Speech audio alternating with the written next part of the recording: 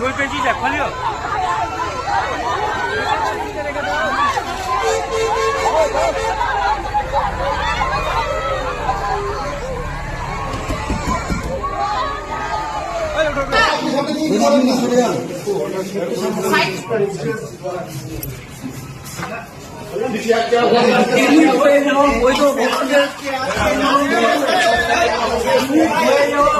যতক্ষণ না উঠছে বৈধ ভোটার আন্দোলন চলবে। হয়ে যাওয়া ভোটার যতক্ষণ না উঠবে ততক্ষণ আন্দোলন চলবে। ভারতবর্ষ জিন্দাবাদ, ভারতবর্ষ জিন্দাবাদ। খুশি এক ফোঁটা চোখের জল তুই সহ্য করতে পারবি না, তুই ধ্বংস হয়ে যাবি, তোকে কেউ ভোট দিবে না। আমি সুপ্রিম কোর্টকে অনুরোধ করছি গণেশ কুমারকে অ্যারেস্ট করা হোক। এসআইআর এর নামে গণেশ কুমার মানুষদের হয়রানি করাচ্ছে। গণেশ কুমার হলো একজন ক্রিমিনাল, গণেশ কুমার হলো একজন খুনি মানুষ। আজকে এসআইআর এর আতঙ্কে বহু মানুষ মারা গিয়েছে। তাই আমি সুপ্রিম কোর্টকে বলবো গণেশ কুমারকে অ্যারেস্ট করা হোক।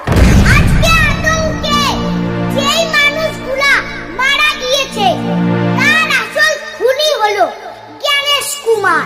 আজকে এসআইআর এর নামে খুনি গণেশ কুমার 2 লক্ষ মানুষের নাম কেটে দিয়েছে। আমি গণেশ কুমারের শাস্তি চাই। এসআইআর এ আজকে যাদের নাম কাটা গিয়েছে তারা প্রতিবাদ করছে, তাদের কেন গ্রেফতার করা হচ্ছে? আমি জানতে চাই, এই যে গণেশ কুমার, আপনি আমার কথা শুনতে পাচ্ছেন তো? আপনার মাথা ঠিক আছে তো? আজকে যাদের নাম কাটা গিয়েছে তারা এসআইআর এর প্রতিবাদ করছে, তাদের কেন গ্রেফতার করা হচ্ছে? তার আমি জবাব চাই। আমি জানি আপনি বিজেপির হয়ে দালালি করছেন। আজকে যারাই প্রতিবাদ করছে তাদেরই কেন গ্রেফতার করা হচ্ছে? তার আমি জবাব চাই। আজকে মুখপাক ফেরুলকে গ্রেফতার করা হলো, তার সঙ্গে 18 জনকে আবার গ্রেফতার করা হলো, তার আমি আবার জবাব চাই। বন্ধুরা, বিজেপিকে কেউ ভোট দিবেন না। বিজেপিরা হলো দাঙ্গাবাজের দল, এরা শুধু শয়তানি করতেই জানে। বন্ধুরা, এরা দেশের গণতন্ত্র মানে না, এরা দেশের সংবিধান মানে না, এরা হলো দেশের শত্রু, এরা হলো জনগণের শত্রু।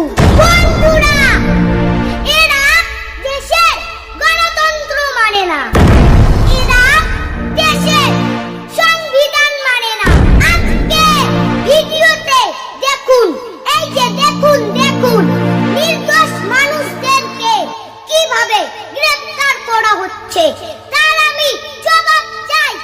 এরা দেশের আইন মানে না, এরা দেশের কালচার মানে না। যে মা বোনেরা কান্না করছে, চিৎকার করছে, সেই মা বোনেদের চোখের জলে তাপ দিয়ে যেতে হবে। যেই মা বোনেরা কান্না করছে, চিৎকার করছে, সেই মা বোনেদের চোখের জলে তাপ দিয়ে যেতে হবে।